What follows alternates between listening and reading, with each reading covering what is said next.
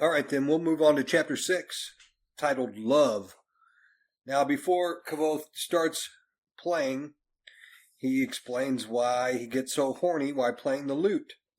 He intensely plays Bellwether, then casually plays Tim Tatatorum.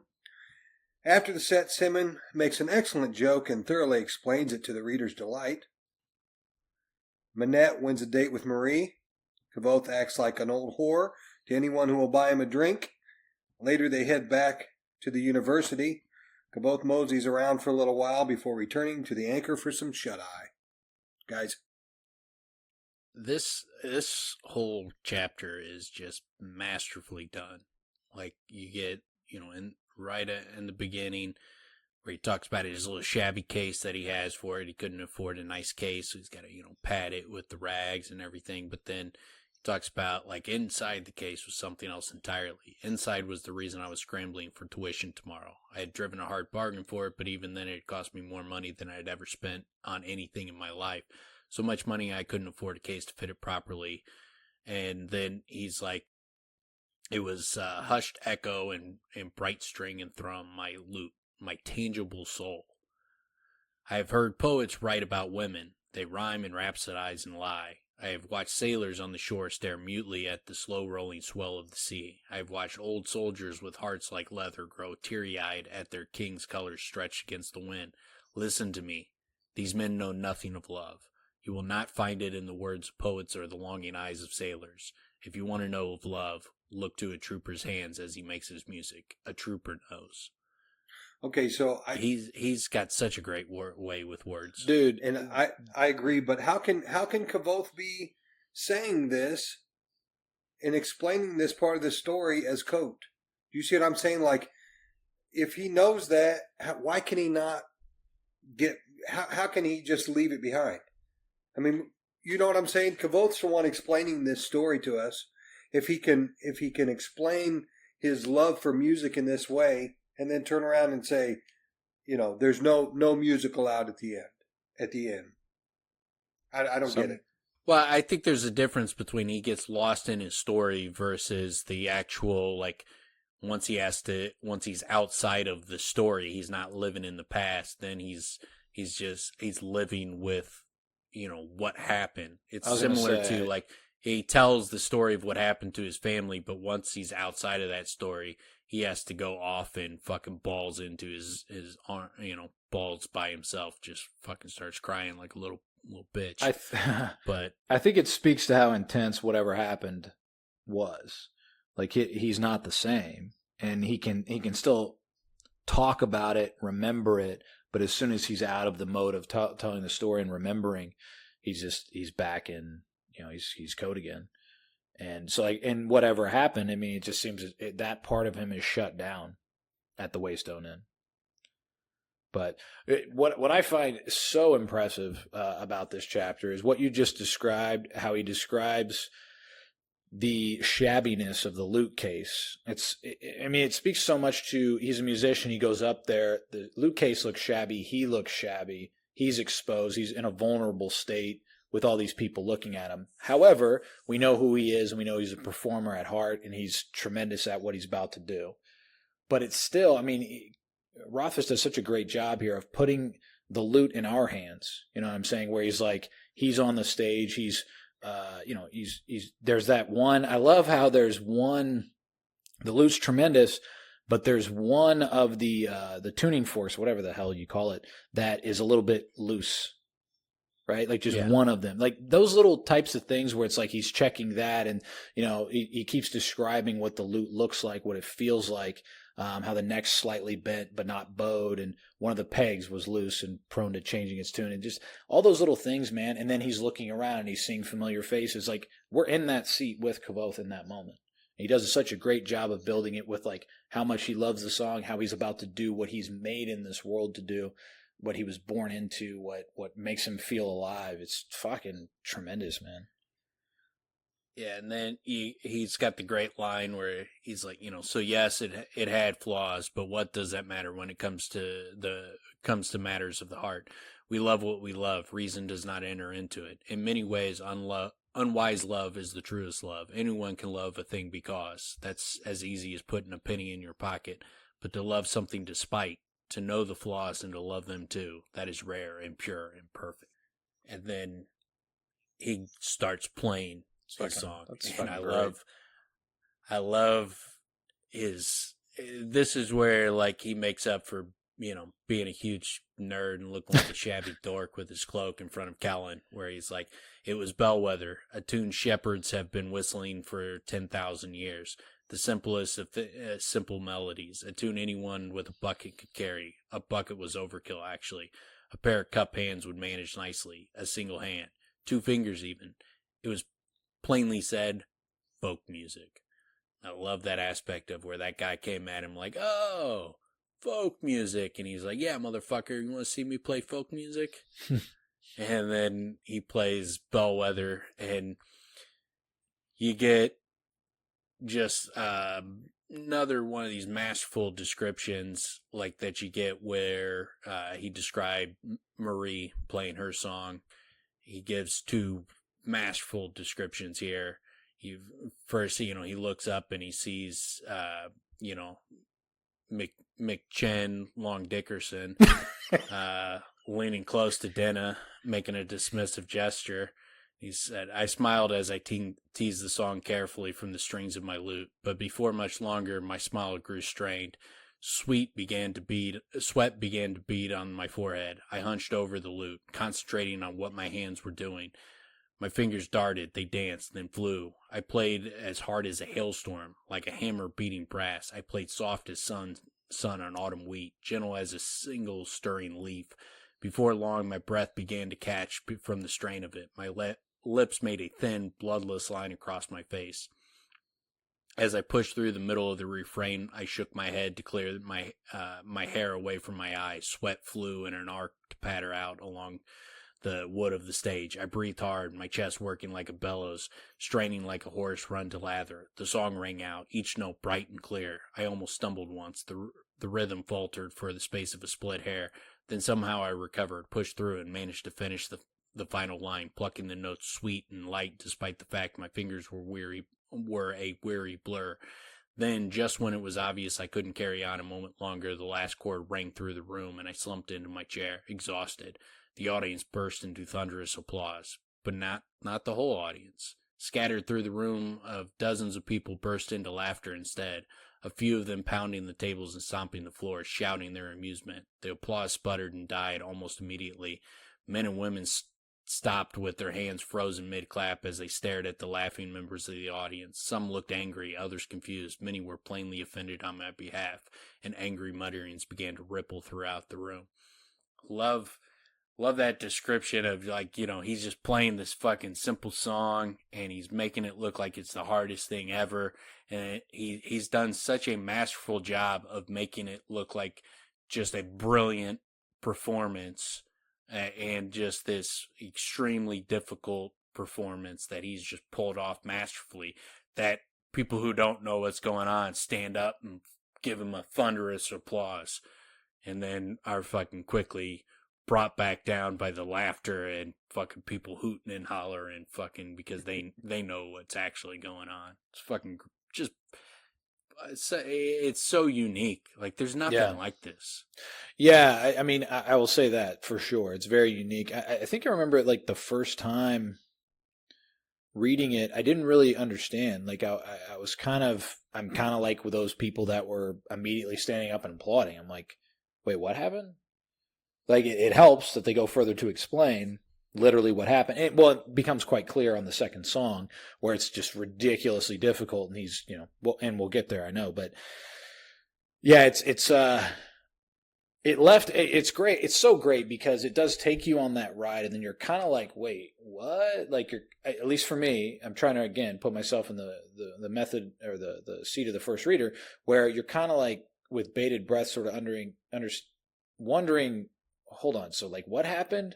But then luckily, before any serious discussion could take root, I struck a single high note, held up a hand, pulling their attention back to me. I wasn't done yet, not by half, then boom.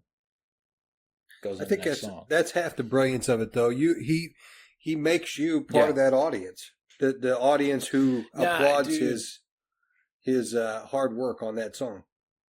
Yeah, it's so great. I mean, it reminds me of shit. Of course, I'm not going to remember the Lay of Sir Sabian Trail Yard, where we had that moment. String breaks. I'm like, what the fuck? Looks at the crowd, or no, not even the string breaks, but when he's playing, when he doubles the refrain, and you're like, shit, is someone coming in? Someone coming in? Somebody gonna come in? And then boom, somebody comes in, and then boom, boom, boom. It just keeps rolling with the song. But it's such a fucking great, tangible moment that you're there. You're in. It's so fucking great because you're in Kvothe. You're in the room. You're in the song. You're part of the audience. It's how the fuck do you do that? I mean, outside of literature, you can't put this in a fucking movie. You can't put this in a show. You can. There's a chance here to do something really great in terms of, especially this one, because of theatrical. You know, it's a great opportunity for an actor, right, to ham it up on Bellwether and then Tententorin, or whatever.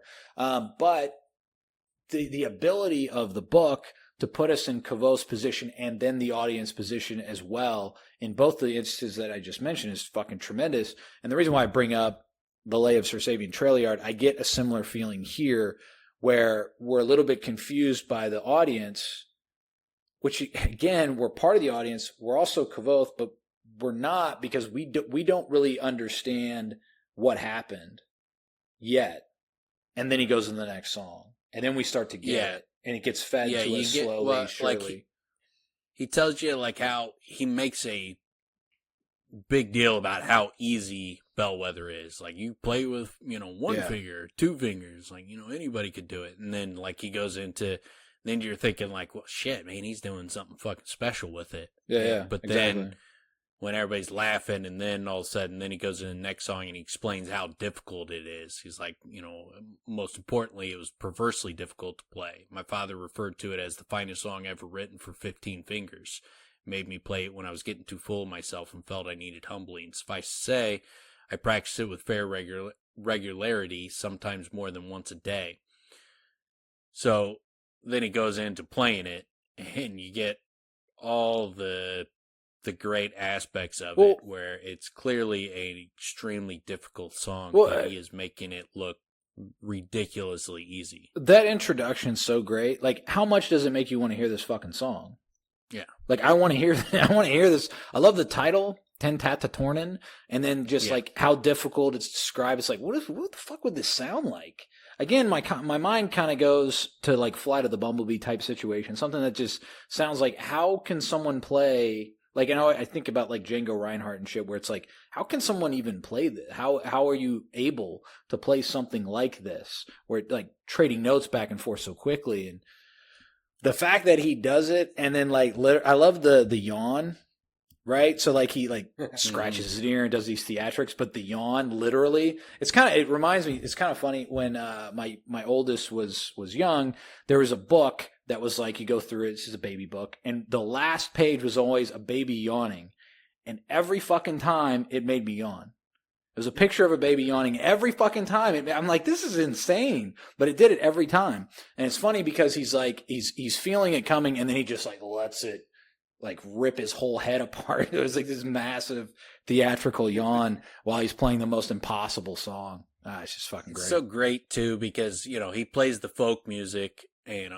After that guy made his dickhead comment about it, and then he plays it and makes it look super difficult. But this guy understands music, so then he gets to see him play something that hardly anybody could play. So not only like he first is like, he's just playing that folk music, and then he knows what Kvothe's doing. Well, when he's hamming it up, and then he gets to hear him play something super difficult, and then he makes it look like the easiest thing that's ever been done. So then he's just got to realize like, fuck, this dude's like on another level. Well, and what's so perfect about it is he gave the example of what it should look like when someone plays this song. You should be sweating. You should be hunched over. You should be struggling through it, because he just did that with the simplest of songs. And then he plays the most difficult of songs and acts the way that it would be for from what they just saw. It's fucking, dude, it's so great. It's so And again, like you said, unique. I mean, I've never seen anything like that. I've never. Yeah, I mean, I can't think of examples of things like that. It's perfect too because it's a musician playing for musicians. I mean, it plays on so many levels, and yeah, it's fucking genius, man. It's so tremendous. The icing on the top is the fact that Lord Chennerton Long Donnerson III he understands that the music is extremely difficult. Like he would know what Kvothe did. So like after he's got this dismissive view of Kvothe, rightly so, because he's wearing that stupid cloak. So rightly so, he dismisses him. But then he learns the fucking truth that underneath the nerd exterior is the baddest fucking dude on the planet. I like to give Kvothe the credit for the brilliance. It's obviously it's Rothfuss, but like you said, Tim, it's so unique and tremendous and profound. That's the thing about it. Like I don't know where I've ever heard a story like this. Where anyway, just such an interesting dynamic of this small part of the story. Well, and it culminates so well because of who he is. Like, so, as he gets through it and he plays it as if it's so easy, at the end he's like, I made no flourish. I simply stopped, rubbed my eyes a bit, no crescendo, no bow, nothing. Cracked my knuckles distractedly, leaned forward to set my lute back in the case.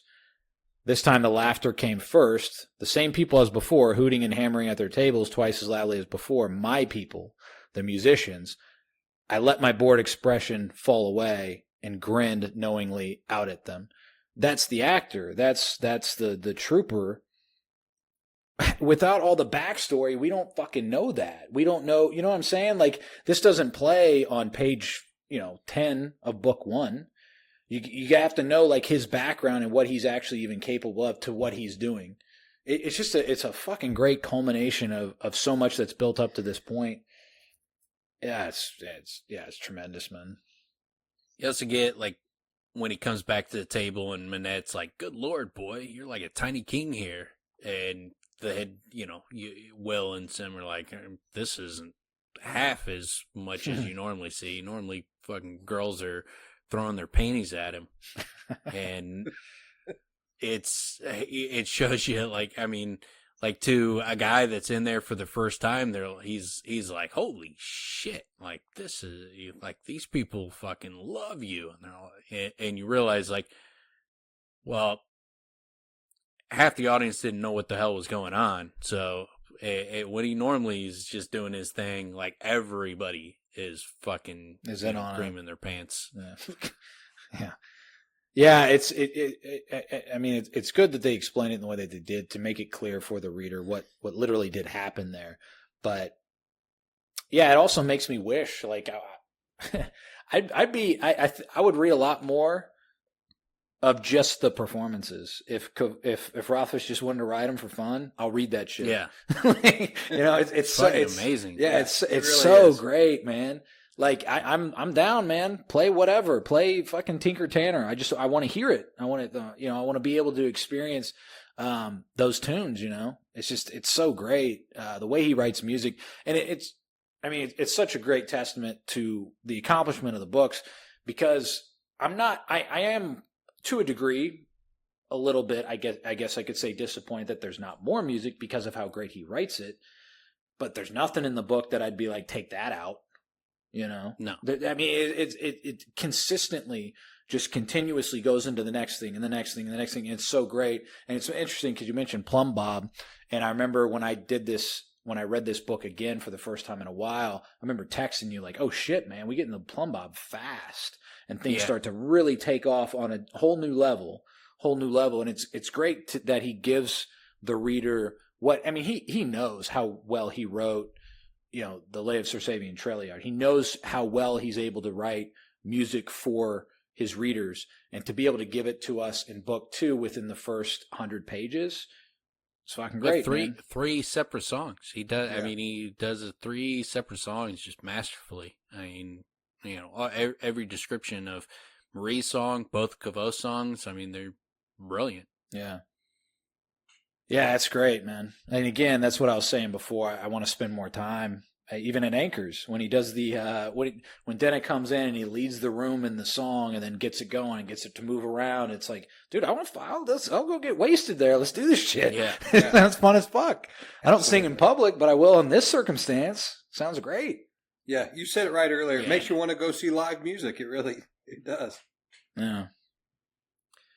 You get another great Sim moment too, like Oh, dude, yeah. When they find Marie and Stanchion kind of let everybody know what the fuck was going on, and then Simon comes in with the great joke. Technically, he played the joke on the lute. Everyone turned to look at him. His grin faded a bit. You see, he actually played a joke on a lute.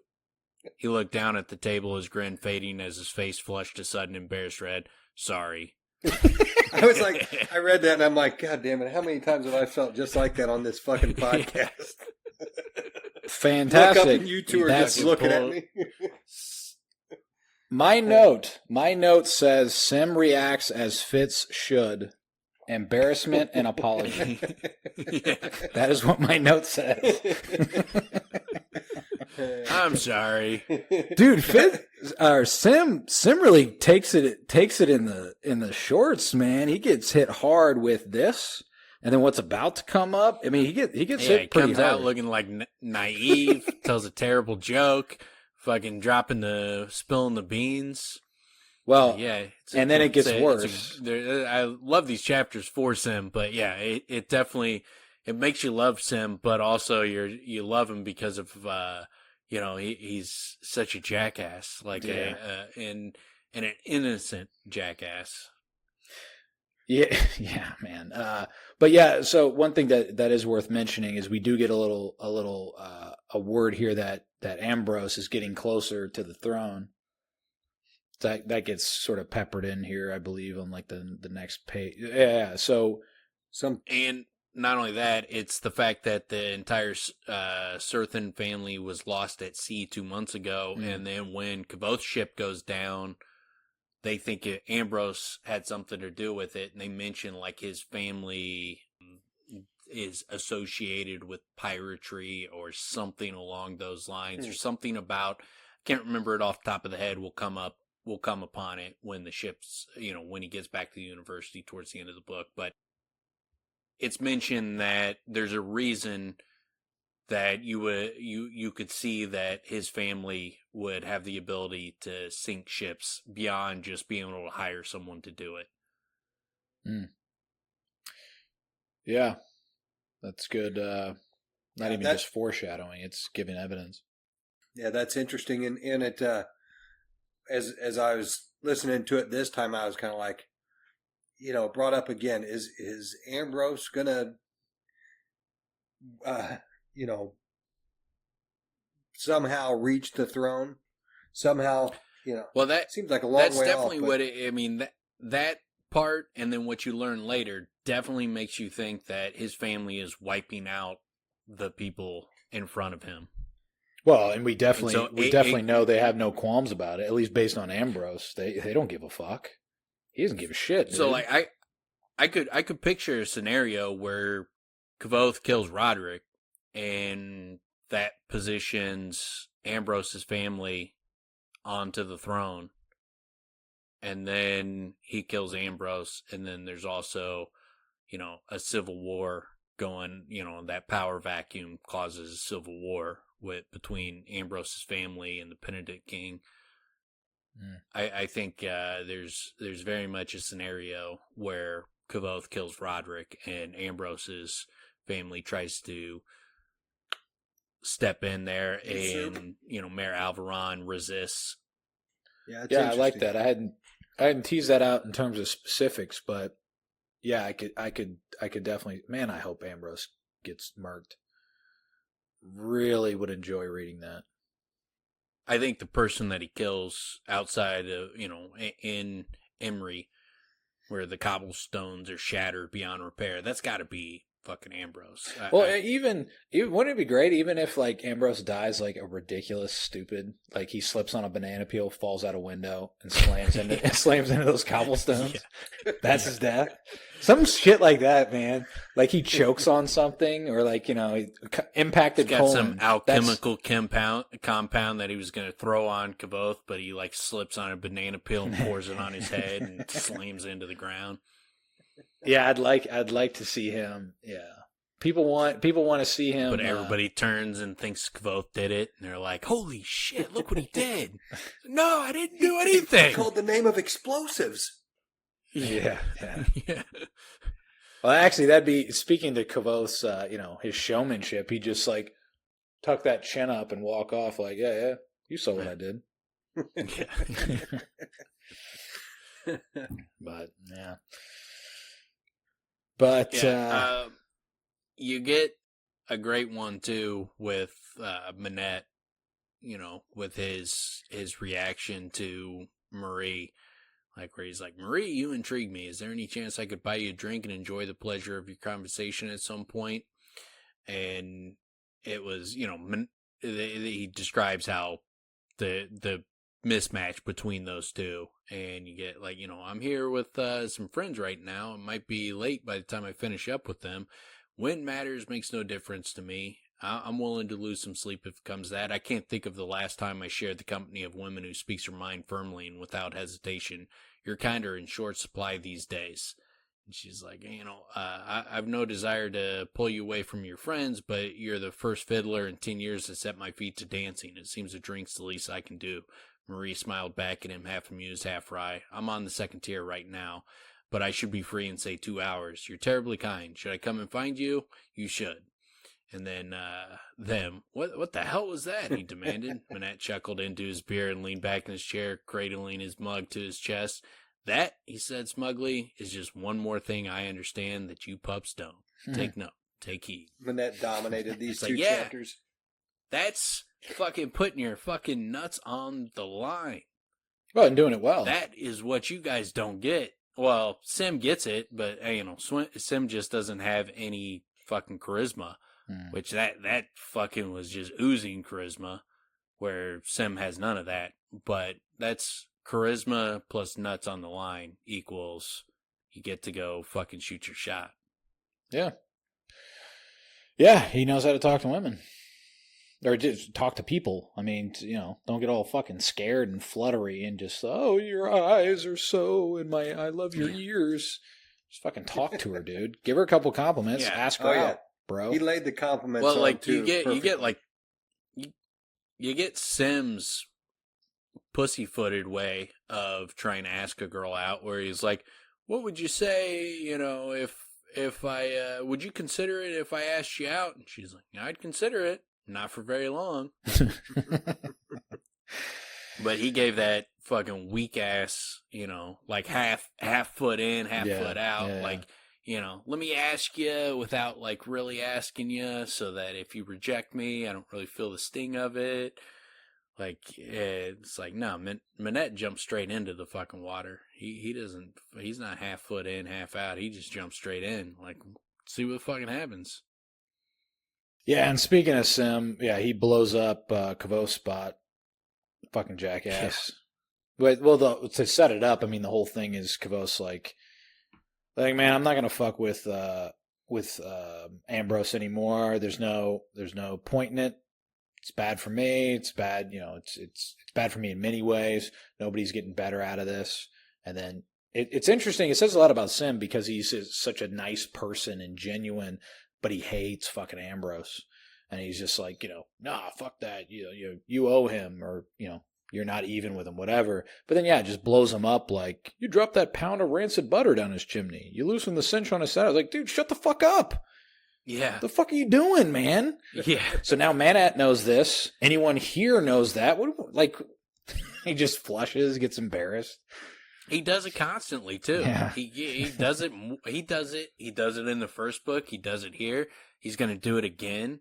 you know, and not very much longer, he does it again, where he fucking keeps just constantly spilling the beans. Like he does it when he's in the hospital room after like fucking himself up, falling off of off the roof at Ambrose's place, and then he passes out, and Kelvin brings him to the Medica, and then like he makes up some bullshit excuse for why he's there, and then when Sim comes in with Mola standing there after he just lied to Mola, Sim comes out and just immediately blurts out the real truth that, oh, he was trying to get his ring back for his fucking sweetheart, his little lady. And he's like, motherfucker, you constantly are blowing up my fucking spot. What are you doing?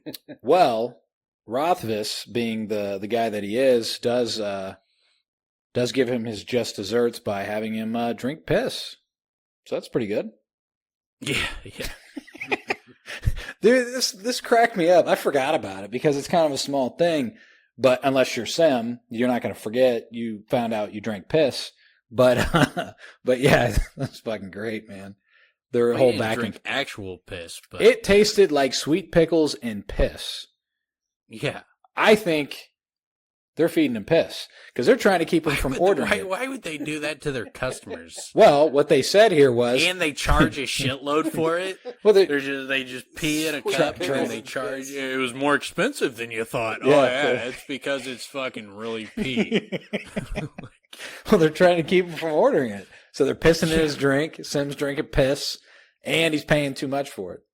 So there you go. As well, how else are you going to keep this system going? You know, the stripper drink system, you got to keep it solid. So, you know, piss in a few drinks. Yeah, it's more evidence of how much Rothfuss has hung out at strip clubs is that he makes Absolutely. a special deal about fucking the whole stripper drink fucking thing. Which by the way, they did find a really nice way to, again, reiterate that. And then also, re-explain it in a way where, so now Manhattan's involved, but he's in on it. He understands it while some other people don't. And then, you know, it's kind of nice to be able to play that out. Yeah, and Andy, I was going to say, he does also point out Kvothe's getting screwed. So actually helps Kvothe. Yeah, that's what I was going to point out. Yeah. So it's like a third, what is it? Get screwed then. Yeah. The barman should get his piece from the house. Yeah, split it 3 ways. Yeah, so, and then we do get that right at the end where I believe it's here where Kvothe talks to the guy at the bar for a minute to like settle something up. Yeah, he says, before we left, I stopped to have a discreet word with the barman where I brought up the difference between a half and a third. At the end of our negotiation, I cast out for a full talent and 6 shots. The vast majority of that was for my drinks, from my fellow musicians. My fellow musicians had bought me. I gathered the coins into my purse, 3 talents even. And then one thing I think that it's really interesting is the beards. I was going to is Braden beard. I love that. Yeah, I was going to mention that. Go ahead. And it's like Braden, Will said, his voice thick with disdain is closer to bread than beer. I'm curious, like, if Braden is like, the actual character Braden, if that's a fake name, which I bet it is. I bet that he's not actually Braden. But I mean, it just seems like it's weird that the beer is Braden and then that character's name is Braden. Like it seems like there might be something there. I don't know what it could possibly be, but it just kind of seems like a weird thing that's in there, that the beer is called Braden and then that character who I think's her patron is also named Braden. That's not what I was going to point out. But that's actually a connection I should have made. That's one of those things we talked about before where it's like something that's kind of obvious right in front of you and didn't even make the connection. I was just going to say I like the idea of this, that he can, this is the perfect thing he can give Ari, or they can have together. But yeah, that's interesting. I don't know. I mean, because of the connotation of it is it's nutrient rich, right? I mean, I don't know. It doesn't. I don't know. That doesn't really speak to analogously. Tastes like shit, but it's good for you. It's like medicine. It's like Braden. His games with him, tastes like shit, but is helpful, I guess. Yeah, I like Will's, razzing him about it. Like, We don't judge you. Even though you're a pregnant woman. Yeah. In the in the small kingdoms, women drink it when they're pregnant. Yeah, and then Will is like, he's like, Sim, Kvothe, we don't judge you. Sim and I don't mind that you're a pregnant Yillish woman. That reminds me of like, what are you drinking? Cranberry juice. What are you on your period? Yeah. Oh, it's fucking classic. Yeah. Will's always got, fucking Sim orders his, Corona with the grenadine in it, and Willem fucking checking him on that. Willem's always checking him. He's got the typical fucking hard ass guy routine with other guys. He's very consistent with it. Yeah, he's very consistent with it. It happens a couple times in this chapter, which is a perfect play off of Sim, because Sim doesn't have that. He's the naive, nice guy, while Willem isn't not a nice guy. He's always, fucking poking him in the ribs, fucking with him. Which, well, you also get there's one part where Kvothe comes back to the table and, Sim's a little bit drunk and he's got this, this happy fucking goofy smile on his face where he can, getting a little red in the nose where he can see Sim's getting drunk, and then he looks at Will and he's like, Will was, had that expressionless look on his face where you couldn't fucking tell what the fuck was going on behind his eyes. Yeah, it seems like that's consistently the case with Will. Yeah.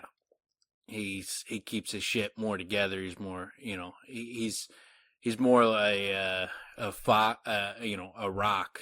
It's actually it goes back to where Denna, the first time she meets them, where she's like, Sim's like a boy splashing in a brook, and Will is like a stone, fucking solid stone or something along those lines. I can't remember how she describes him, but yeah, I remember.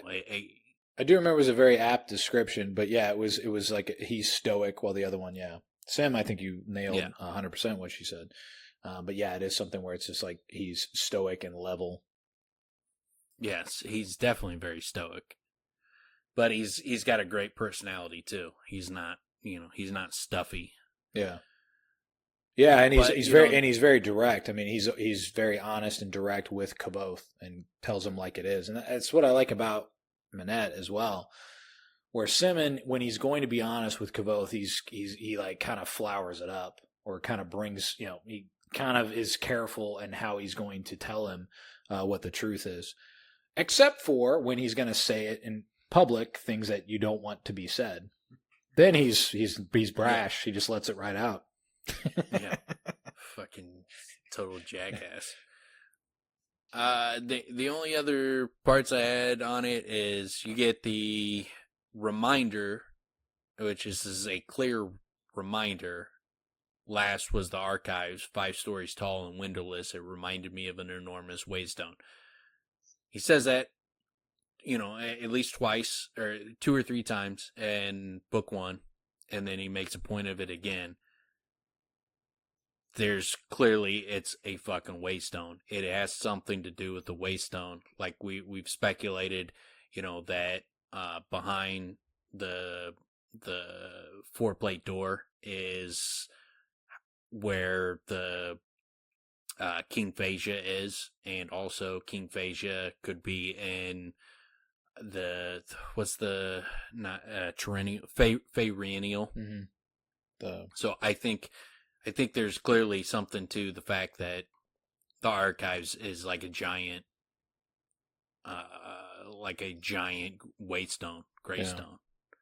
I think there's something to that. It does definitely seem to be the case as we piece more and more of these things together.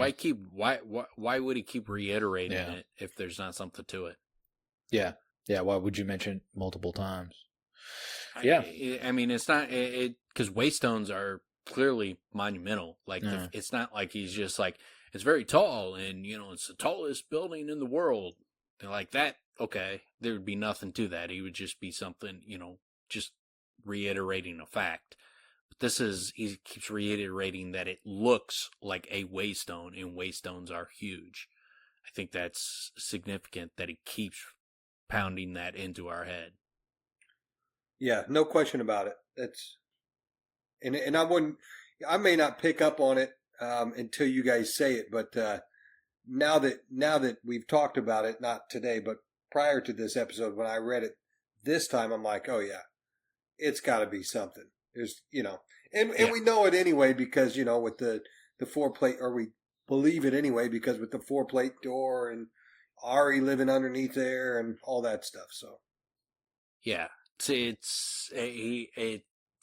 feels like it's in your face when you go through and do like what we're doing, where we go through all the theories and we really hammer that out. But it's easy to like just kind of read through. Like the first time you read these books, you don't pick up on it. It's just another line in the story and you just roll right past it. But it's once you like start picking apart everything, start putting all the pieces together, then all of a sudden, like, why does he keep saying this? Why is this, why is this reiterated so many times? Well, and especially when you connect the mystery of the 4-plate door and then all the things that are sort of insinuated about all the mystery that's within the archives and the history of the university.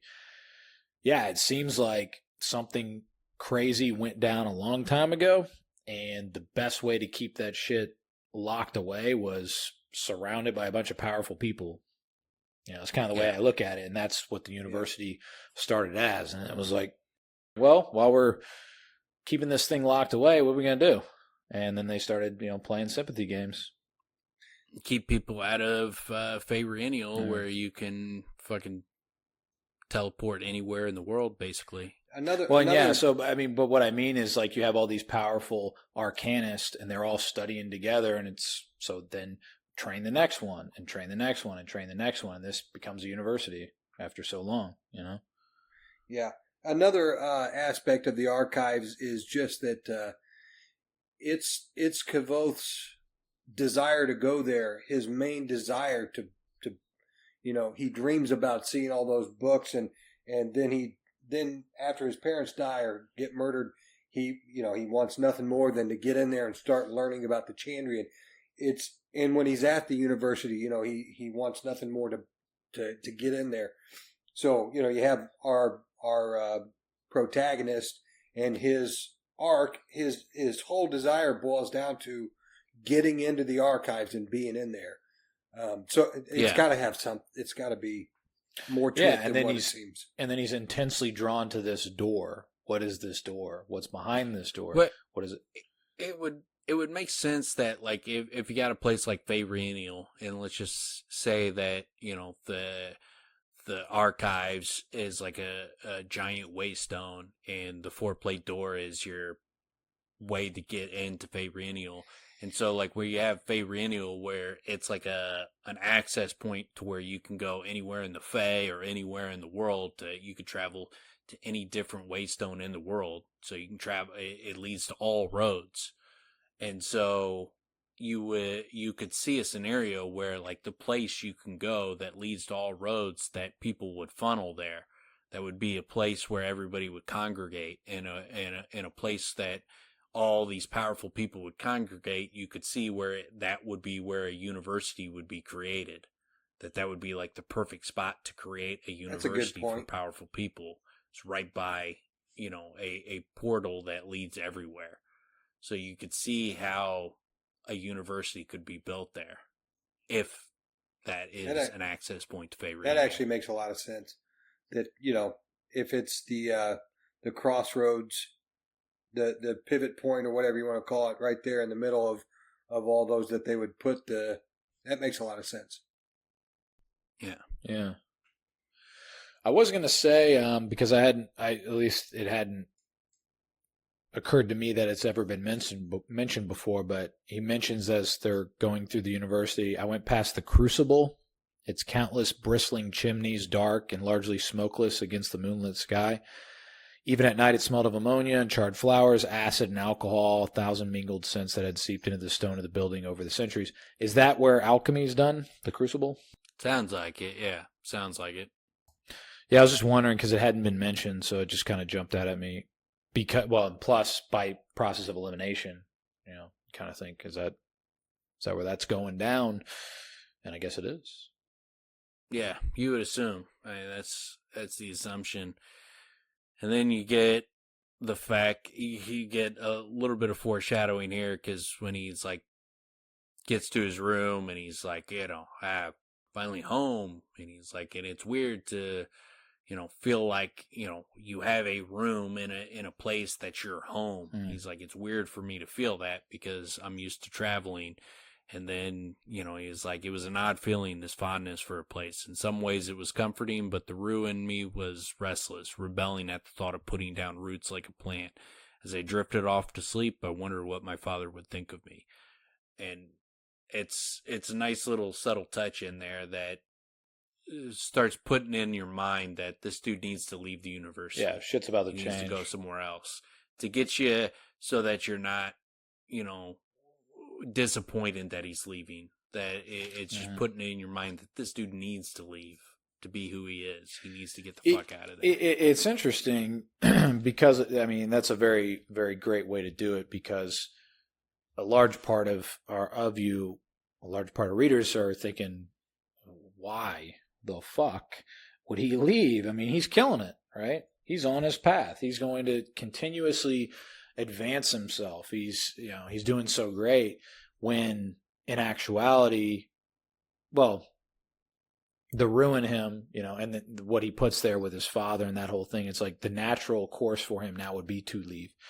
And what serves the book so well is that he does, and then what we end up getting to is tremendous. And that's one of those things we've talked about before, where it's every time you're in a place for a certain period, you almost get to the point where you're like, oh, so this is what the book is, then it's not. Yeah. And then there's a twist. Yeah. There's an inciting incident of sorts that moves us into something else, and that's about to happen. And I remember it hitting me like, oh shit, very surprising. Again, on these multiple rereads, he's just a master, dude. Like this mention right here, what you just mentioned about his father, on a multiple reread, that's just, to me, that even reads like a wink to the reader that reads closely. That Rothfuss is like, that's for you. I was telling you this was about to come. Remember that? And you get there. It's cool, man. He's masterful with this shit. Yeah, he really is. Yeah. Yeah, it's a decent book. It's a decent start to book 2. That, and then we roll into the next chapters are fucking great, because we get the Plum Bob right after this, which is some of my favorite shit. Like his interaction with that little girl who's like kind of standing in line waiting, and he fucking like coming up to her, and he's just being very blunt about like, this is bullshit. Why are we wasting our time with this? Fucking this teacher doesn't know shit about me. Like, why should he have any equal say in my tuition? And he's just speaking so bluntly and so loudly, and this girl is just like, dude, get the fuck away from me. Like, what are you doing? You're gonna get us both in trouble, you psycho. It's fucking great. And then his reaction with Sim, his reaction with Fella. I love this next chapter so great. Plum Bob sounds like a Humpty Dumpty. In what way? Bob shaped like a plum. Oh. Sounds like a dude shaped like a plum whose skin tone is pretty ruddy. My plump bobs. My double D plump bobs. So I was saying plum, not plump. Well, Dan was saying plump. Double D. Show me your bobs. Or you could go with plum, like with a B at the end. So Plum Bob. So it's literally to hold even keel, right? To show level. It's a leveling apparatus. That's what a plumb bob is. A plumb bob. A plumb? Right? Tim, got it. Tim doesn't give me Google show me your bobs. You know what? You will get the joke that I just you know what? A plumb bob, APLUMB, a plumb bob is also even Steven. There you go. See what I did? What? How is In that the water. even Steven? Or Are you just making stuff up? Yeah, I did. I just crafted a beautiful thing for you. Explain it to him, Tim. Explain it to him. Did not enjoy it. I don't even get it. He's got to explain it for it to be funny. It's like a buoy. It's like a buoy. That's what a plumb bob is. It's a buoy. Those aren't buoys. So buoys are even Steven? Well, because it's a plumb. A plumb is bringing it to a level playing field.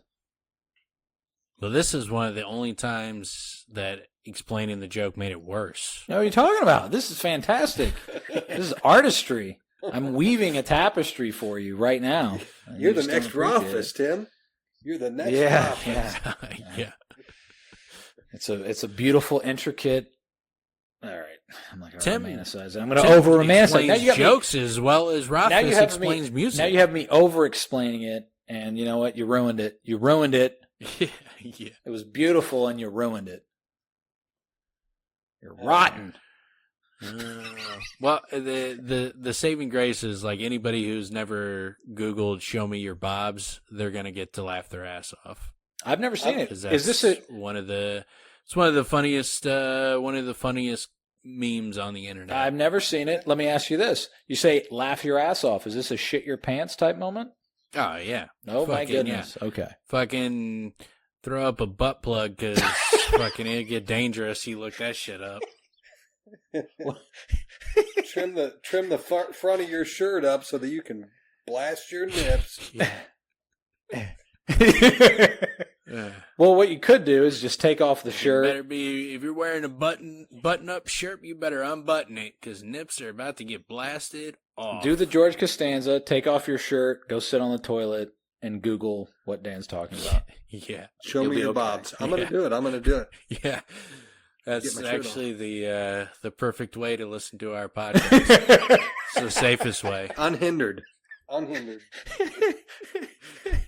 No encumbrances. Oh man.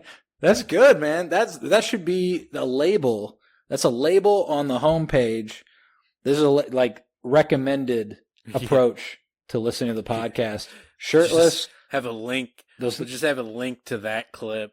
Yeah. Of George. Well, shirtless because those nipples are going to be blasted, and then also sitting on the toilet because you're about to shit your fucking pants. Yeah. Oh, you know what they need? You just need to have a cloak on only, but open, an open cloak. I wonder, maybe that's another product, a cloak that drapes over the workings of the toilet. Yeah, over the back. Think about that. Yeah, I like it. Or the hole cut in the back of it, in the bottom back, where you can sit down. You got the comfort. Oh. So when you're sitting on that porcelain, assless, you got some cushion, assless cloak. Yeah.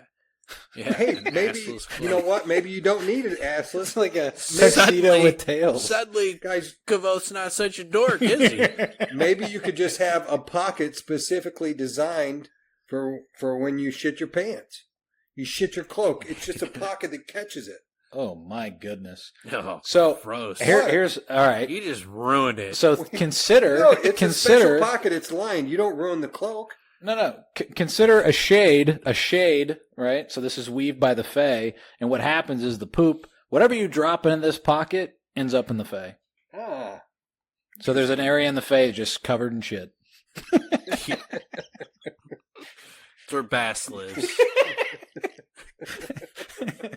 The seventh male? Is that or Telwith, whatever. Telwith male? It's real poopy. Bass like Shawshanks his way out of the Fae through Kvothe's shit pocket. That's how he comes into the world. Kvothe meets Bass. Reshi means shit. Yeah. I would love to find out in book 3 that this entire time Bass has been affectionately referring to Kvothe as shit. Shit master. Oh goodness. Well, there you go. Oh man. I like that we got there. I don't know how we got there, but that's where you get. All right. Well, that's a good spot to end it as fucking any. Good luck. Good luck with your pursuits and Googling what Dan said and doing that shirtless and pooping. Yeah.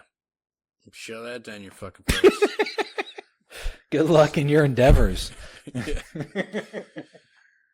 All right. Good night, guys. All right. Fucking peace out, folks. Yep. Bye-bye.